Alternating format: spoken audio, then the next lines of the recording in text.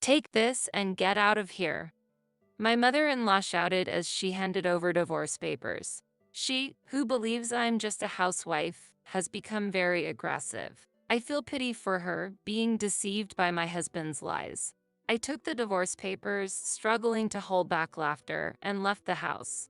I wonder what will happen next. I'm really looking forward to it. I'm Kelly, and I am 26 years old. I've launched an online education business to help people learn skills that will allow them to work from home. That's right, I'm the CEO. Most of the business is left to my employees, and I currently work at my own pace from home. I married Brian 2 years ago. Brian tells people that he has an important position at a major company, but he's actually just a contract worker doing odd jobs there. Moreover, he's been telling people I'm a housewife.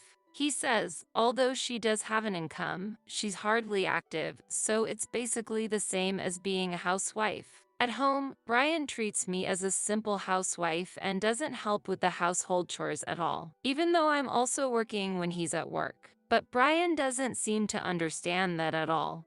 He says, out of respect for your husband, I want you to forgive my white lie. But because of these lies, I'm harassed by my mother-in-law, Brian, who excels at his job and is our pride. Why did he marry a jobless woman like you? My mother-in-law, misunderstanding and thinking I'm just a housewife, often visits unannounced and criticizes me like this. I've repeatedly explained to her that I go to work and do the household chores too, but she just mocks me in response. You're really just relaxing all day, aren't you? And what's with this housework? If you're going to tell a lie, at least try to make it convincing. Of course, I've talked to Brian about her sudden visits, but he just says, just ignore what an old person with time on their hands says. It seems like it's not really his concern. He only contributes $500 to our household expenses, keeping the rest for himself. I pay the rent and add about $4,500 to our household budget, but it's still not enough each month. Brian spends it recklessly. Despite the fact that I am the one supporting the household, he lies to others saying that I don't work and doesn't protect me from my mother-in-law's sarcasm. However, I haven't been able to bring myself to decide on divorce. That's because Brian once supported me. Brian and I were classmates in college. Back then, I was tormented by Allison, a dominating woman. She disliked that I was thought of as better than her, despite being modest. I think it's natural for someone who studies hard to be evaluated highly, but Allison didn't seem to think so. Because of Allison's childish harassment, there was a time I even hated going to college, but I managed to graduate thanks to Brian's support. He also helped me launch my online school business. When I almost broke down from overwork at a busy company after graduating, he encouraged me saying, why not do a job that utilizes your strengths? You can do well by yourself. Thanks to his support, I was able to achieve a work style not bound by time and place. I am who I am now because of Brian's support. That's why I think I have to put up with him a little. I'd like a divorce, but can I really go through with it? I was pondering this when I accidentally found something shocking on SNS. I stumbled across a post that read, my beloved boyfriend bought me the latest brand bag, accompanied by a photo of a luxury bag and a man's hand. The man was wearing a luxury brand watch, the same model I had given to Brian, a limited edition. The user who posted this was, could it be Allison? I'm not connected with Allison on SNS, but because we have mutual acquaintances, her posts often appear in my recommendations. Looking at her past posts, there are several suggestive photos that indicate it's Brian. Allison must know that Brian and I are married. Because of our many mutual acquaintances on social media, it's highly likely she's seen my posts. And yet, she dares to post such photos. Is this a challenge to me, or just thoughtlessness? Either way, she's clearly underestimating me. I've been grateful to Brian and have put up with a lot, but I can't forgive infidelity. With this, I finally feel ready to decide on divorce. I immediately contacted a detective agency to investigate Brian. They soon found a lot of obvious evidence. Brian said he was attending a business school to become a full-time employee, but in reality, he wasn't attending at all, just hanging out with Ellison instead, and using my money to do so. To think, an affair with Ellison. Though somewhat surprised, I felt disappointment rather than anger and a strong sense of relief at the chance for divorce. I secretly signed a lease for a new apartment to live alone and started moving my belongings little by little, preparing for the divorce. When I was almost ready, Brian cheerfully said, "I've been selected to participate in an employee training camp. I'll be gone for a week from next week." I knew the reality was that he was planning a luxurious trip with Allison, and that this was just another lie. I was anticipating what excuse he would use. It's rare for a contract employee to participate in an employee training camp, but it sounded plausible enough. Classic Brian, a master of lies, I thought as I calmly observed him talking about how wonderful the training camp would be. Time passed, and Brian happily left for his so-called training trip. I was planning to finalize my divorce preparations, but the moment I started packing, the doorbell rang. It was my mother-in-law at the intercom, visiting and announced again.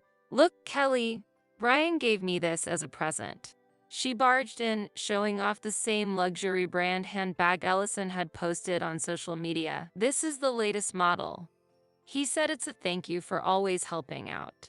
"What has Brian given you recently, Kelly?" she asked. I had no choice but to reply, "Actually, I haven't received anything." "Of course you haven't. You're living off Brian's earnings without doing anything after all. You don't deserve presents, do you?" she mocked. She joyfully talked about receiving the latest appliances and how Brian had paid for renovations at her house. All with my money. The money I put towards the household expenses was being filtered to my mother-in-law and Allison. However, I mostly manage my income separately, so it's not a big problem. I ignored her words, but she seemed displeased and demanded, "Kelly, are you listening?" I reflexively replied, "What do you mean?" Her face turned red with anger.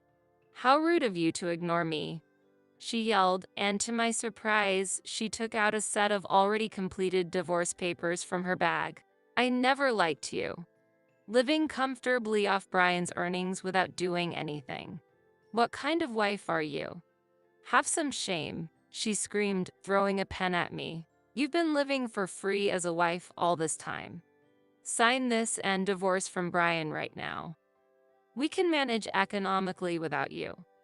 In fact, it'll be a saving for us," she shouted sarcastically. It seems that she had been urging Brian to divorce me for some time. She probably came today to find a reason to blame me. I didn't expect her to be so prepared with divorce papers, though. "Hurry up and sign this, and then get out," she demanded sternly. I felt sorry for her, being deceived by Brian's lies and about to let go of her cash cow. I signed the divorce papers, holding back laughter, packed my prepared belongings, and said, "Thank you for everything. I'll submit these papers myself." Then, I left the house. She must have thought I would beg her. She just watched me leave calmly, surprised, muttering, "Lucky me, one less trouble in my life." I immediately submitted the divorce papers to City Hall. Humming a tune, I headed straight to the luxury apartment I had prepared, which cost $3 million, a secret from Brian and his mother. Living alone was very comfortable. I no longer needed to take care of Brian or deal with his mother. I could use all my time for myself, and as a result, started a personal business. I was enjoying my newfound single life, but unfortunately, this peace didn't last long. It seemed that Brian had returned from his affair trip, which he had disguised as a training camp. When he realized I wasn't home, he called me. "Kelly, where the hell are you? Whatever it is, come back right now." "Why should I come back? Your mother told me to leave, so I did as she wished." "My mom? I told you to ignore whatever she says. Just come back, no complaints." "No, I don't want to. We're divorced now. I won't return to a legal stranger's house." "What? Divorce? What are you talking about?" "Your mother prepared the divorce papers. I just signed and submitted them to City Hall. I filed them the day you left, so the process is already complete. This divorce is invalid. Just come back. There's only $500 in the account, and I can't make ends meet. I said no. Since we're divorced, I'm not concerned about your living expenses. If you want to talk in the future, please go through my lawyer. The contact information is in my desk drawer. I ended the call and turned off my phone. Brian had just kept saying, "Come home." I wonder what will happen next. I'm excited to see. A few days later, Brian, through a lawyer, requested a formal discussion. When I arrived at the lawyer's office on the day of the meeting, unexpectedly, his mother was also there. Seeing me, she murmured, "That bag." Noticing the more luxurious bag I was carrying compared to the one that she had bragged about. "You have a good eye, mother. When you have money, you want to have at least one of these. By the way, why are you here?" I asked, and she looked down. "Mom knows everything. That I'm actually a contract worker, that you're running a company, and that you were covering most of the household expenses." Brian began quietly, looking embarrassed. "The divorce papers were prepared by my mother without my consent. I regret what I did, and it's my fault for lying in the first place. I won't let her say bad things about you anymore, so please come back and cancel the divorce." He seemed repentant, but it didn't resonate with me. In reality, it was just lip service. I know he didn't think that he had done anything wrong. He seemed to insist that his mother was the worst in this, and that he was not to blame. "I'm sorry. I can't come back." When I refused, Brian slammed the desk. "It's thanks to me that you became a CEO. Don't you have any gratitude? Since you're divorcing me because of your selfishness, I demand $1 million as compensation." He yelled. This was his true nature. The Brian I once loved no longer existed. In front of me was a pitiful man swayed by money. "Brian, don't say that." His mother tried to stop him, but he seemed lost and didn't listen. Lawyer. When I had come home, Kelly had taken all the belongings and disappeared. The divorce papers were made without my consent by my mother. Kelly's the one who abandoned all her duties as a wife and caused mental harm to my mother and I. Brian pointed at me and appealed to the lawyer. The lawyer sighed in disbelief and pulled out a document. "Kelly has said that she will accept the divorce quietly and won't pursue this matter further," the tired lawyer stated. Brian was shocked and speechless when he saw the document. It detailed his relationship with Allison, including photos of him entering and leaving hotels with her. "I'm grateful for your support in running the company, but I've repaid my debt. You enjoyed a luxurious life with my funds, spoiling your mother and having a good time with your lover." I was surprised it was Allison. "How was your luxurious trip with the woman who tormented me?" I asked Brian this, but he was pale and seemingly frozen. His mother, unaware of the affair, started causing a scene. "What is this? What does this mean?" Ignoring her, I continued explaining to Brian, "If the divorce goes through, I won't ask for any damages from you, or for you to return the living expenses you overspent. However, there will be no division of assets."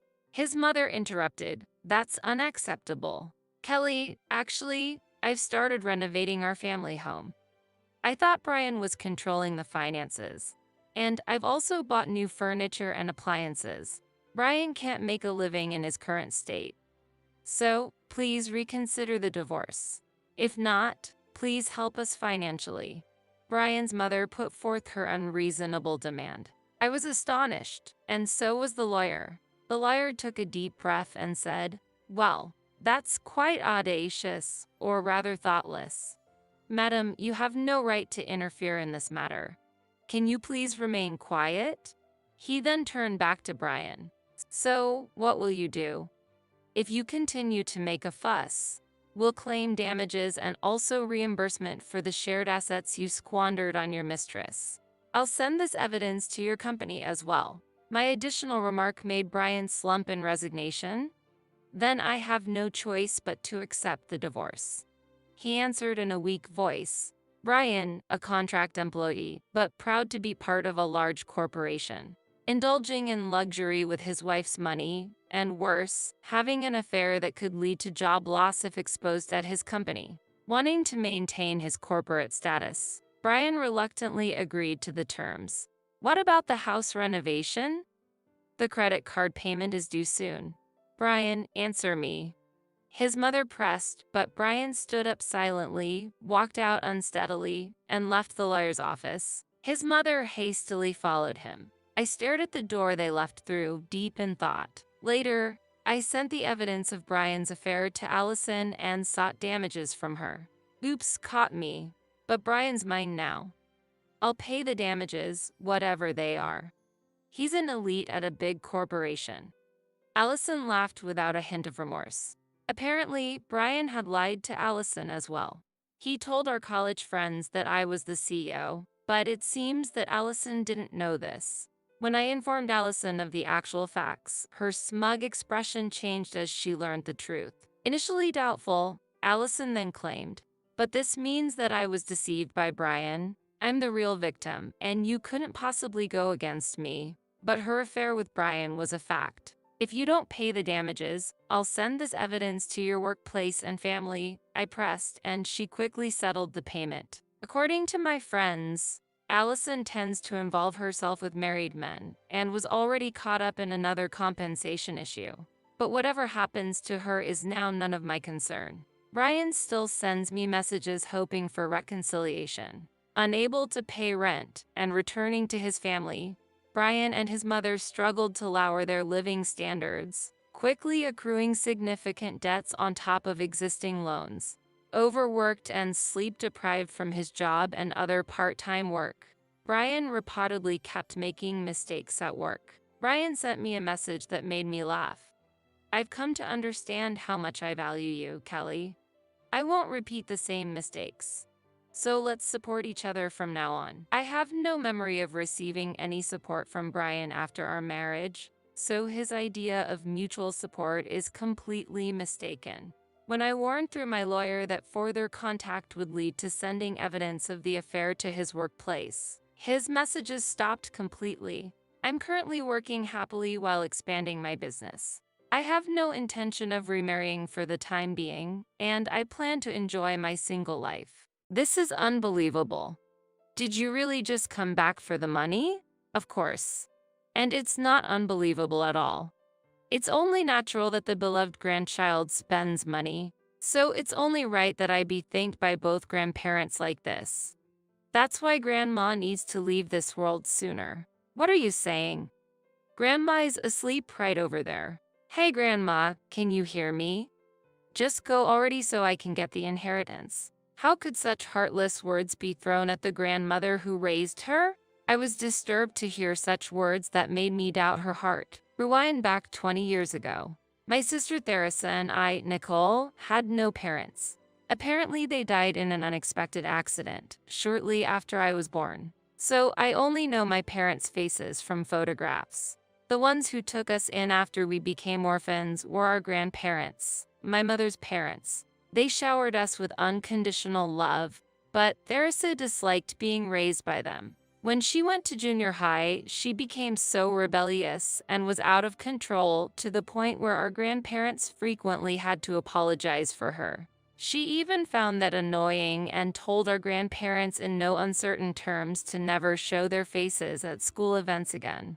Eventually, right about the time that Theresa graduated from university, she took money from grandfather without a word of thanks and left home. I decided to repay our grandparents, including my selfish sister's portion, and continued to live with them even after graduating from university. I planned to take care of our grandparents in the future, so I looked for a job locally and found employment. Since Theresa left, several years have gone by. With the troublesome Theresa gone, my grandparents and I were living peacefully, but suddenly, that happiness crumbled. It was discovered that Grandma had cancer, and we were told that she wouldn't live much longer.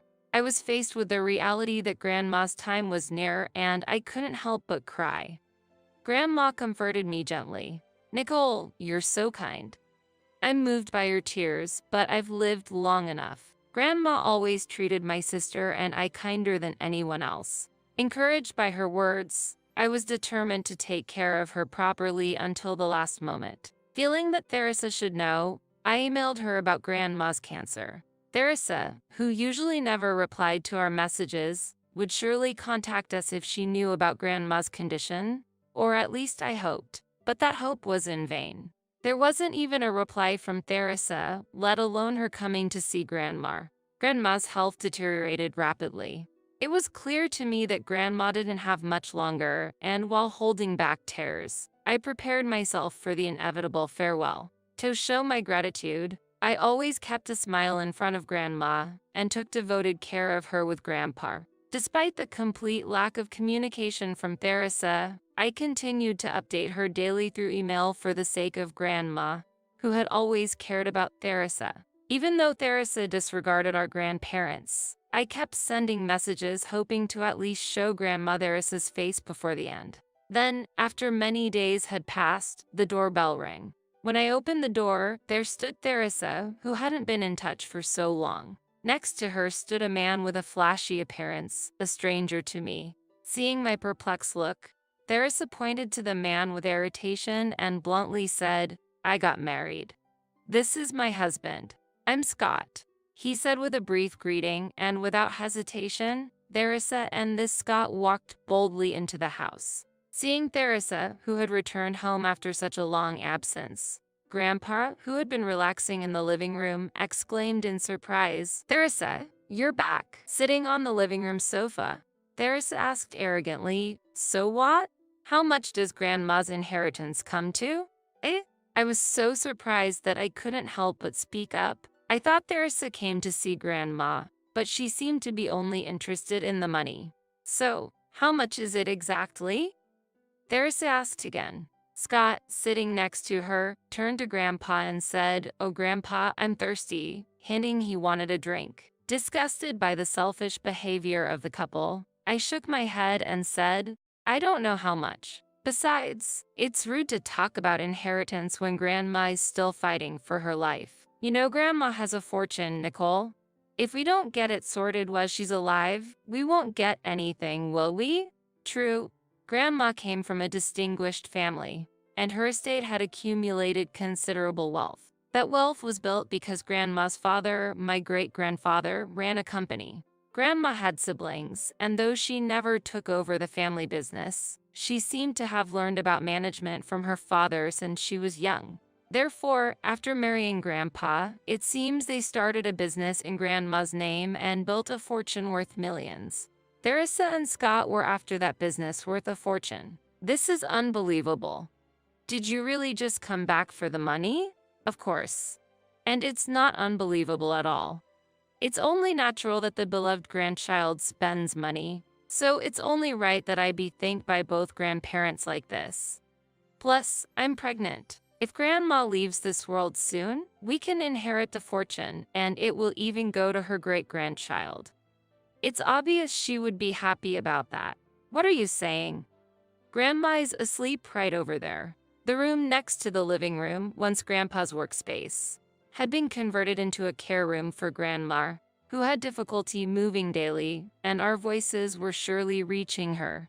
I explained to Theresa and said, "Don't talk about the money anymore," but she laughed maliciously and shouted even louder, "Hey Grandma, can you hear me? Just go already so I can get the inheritance." That was the last straw for me. "Get out," I yelled as I grabbed Theresa and Scott's arms and dragged them to the door. In my anger, I mustered all my strength and threw both Theresa and Scott, who showed little resistance, out of the house. "Never set foot in this house again. You're being selfish." "I came because you told me to," Theresa mocked. Steam seemed to pour from my head as I shouted back, "If you're going to say such horrible things to Grandma and Grandpa, I wish you had never come. You forget your gratitude and say such cruel words, despite being raised by them so kindly.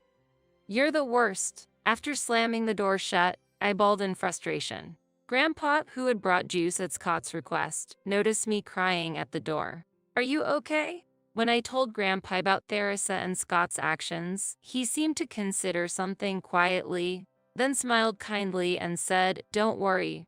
Grandpa will take care of it." and handed me the juice he was carrying. Time went by, and after a long battle with her illness, Grandma left us. The peacefully sleeping Grandma seemed finally free from the pain of cancer, which eased my feelings a bit.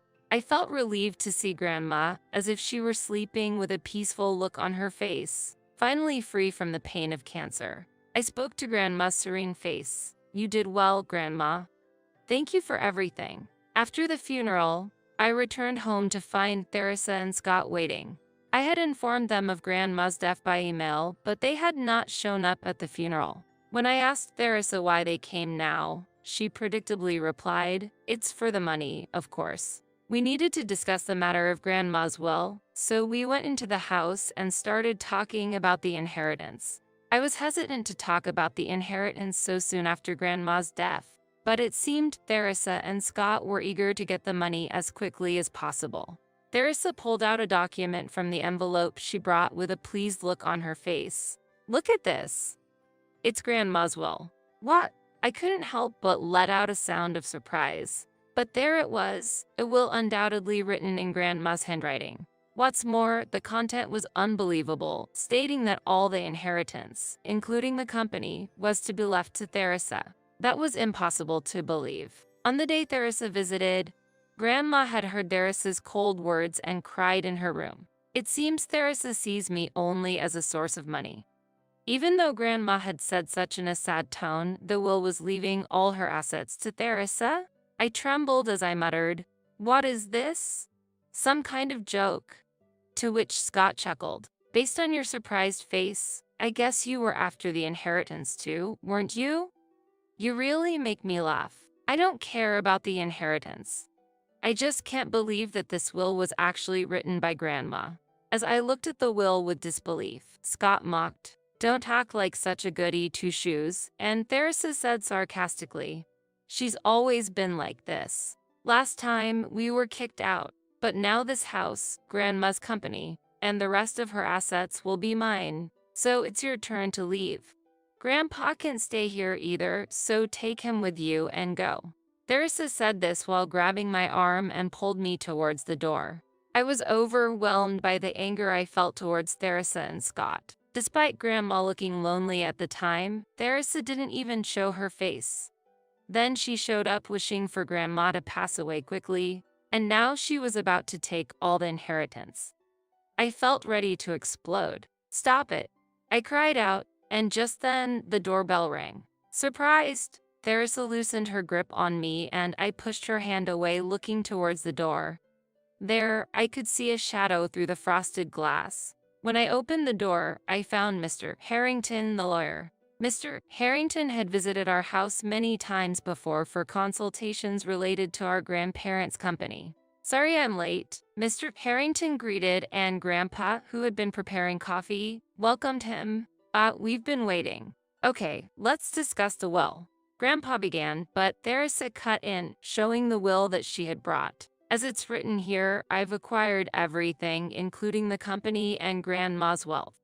So actually, the will is already settled. The money has already been deposited in the bank, and I've even withdrawn it," Theresa said confidently. However, Grandpa remained calm and said with a gentle smile, "There's still more to discuss. Theresa, you no longer have the right to inherit the estate." "What?" Theresa looked confused, and frankly, I was also struggling to keep up with the situation. That's when Mr. Harrington inserted a USB memory stick into his laptop and placed it on the shoe cabinet near the front door. A voice recording of Grandma, Theresa, and Scott began to play from the PC. "Come on, hurry up and write the will, Grandma. Write that you will leave all your assets to us. Otherwise, things will get complicated." Understood. As we listened to the recording, it was easy to imagine Theresa and Scott pressuring Grandma to create the will. After stopping the recording, Mr. Harrington explained, "A will made under duress is invalid according to the Civil Code. Therefore, this will has no legal power." Mr. Harrington said this, pointing to the will Theresa was holding. "When did you set this up?" Unable to hide my surprise, Grandpa explained the situation to me. While I was out, Theresa and Scott had come to the house and coerced Grandma into writing this will. I was the one who set up the voice recorder, Grandpa said with a calm smile. Theresa started to panic and muttered, but Grandma had me sign the documents too, to which Grandpa replied by chuckling. Theresa, you really don't understand anything, do you? Did you read the fine print? What you signed was a credit card loan application. Grandma was shocked that you signed it so easily. What? So, the $20,000 I withdrew from the bank is, yes, a debt. Grandpa replied calmly, and Theresa hurriedly took out her mobile phone to check her account. I can't believe it. My account is in the negative. As she checked her account online, Theresa muttered to herself and began to look pale. Scott was no different. What do you mean, my Ness? What are we going to do? I thought we were going to get the inheritance. So I've already taken out loans for the house and car. This isn't a joke. Scott raised his voice. Calm down, Scott. Mr. Harrington, as I am Grandma's granddaughter. Even if the inheritance is less than we thought, I will still receive some, right? Theresa pleaded desperately. To this, Mr. Harrington replied, I came here to convey just that. And he took out a will from a white envelope. This is a legitimate will based on a notarized document. It's valid, so I will read the contents. He said this as he took the will out from the envelope. Theresa and Scott both put their hands together as if in prayer. However, the will did not mention Theresa's name at all. The company was to be inherited by Grandpa, and the remaining assets were to be shared between Grandpa and myself. Theresa cried out desperately, Why? Can't we do something about this? But Mr. Harrington replied coolly, Nothing can be done. Legally, Theresa, as an heir, had the right to claim the inheritance, but she lost that right by threatening Grandma. To Theresa's question, Can't we do something about this? Grandpa smiled wryly and said, No, there's nothing that can be done. You senile old man. Theresa spat before storming out of the house alone. Scott, who had been left behind, hurried after her, calling, Wait for me, but he was a pitiable sight. Later, I heard that Theresa and Scott had a child, but because of the debt they accumulated, they were unable to take enough parental leave and had to return to work without a break. It seems they had expected to receive a substantial inheritance before Grandma's death and had indulged in luxuries, even going into debt. However, as a result, they were forced to sell their expensive house and luxury car they had bought on loans, and all that remained was a massive debt and the brutal task of repaying it. Theresa and Scott once came begging for help, but Grandpa turned them away coldly. The financial difficulties took a toll on their marriage, and eventually, they divorced. I heard that Scott returned to his parents' home, and Theresa tried to come back to this house, but I refused her firmly. This house is my property, inherited from Grandma, and I won't allow Theresa to live here without my permission. I heard a rumor that Theresa was living under a bridge, financially ruined. But the truth is that her current situation is uncertain. She repeatedly requested my help, but because I couldn't really afford to support her, I continued to tell her it's impossible. In truth, the inheritance I received from Grandma had already been donated to a children's home. Having lost our parents at an early age, I could deeply empathize with the orphans. If it weren't for my grandparents, Theresa and I would probably have been raised in such a facility, so I donated, hoping to bring a little happiness to the children there. When Theresa came asking for help, I told her about the donation. She was very surprised and said, You should help your own family first, but recalling her past, I had no intention of helping her. Time went by, I got married and was blessed with children. Grandpa seemed content with my happy life and passed away without suffering. Losing Grandpa felt like a hole had opened in my heart, but with the support of my loving husband, I was able to face the world again. Now, I continue my grandparents' legacy, working as a company president and struggling with parenting. I hope to live in a way that would make my grandparents proud, watching over me from heaven.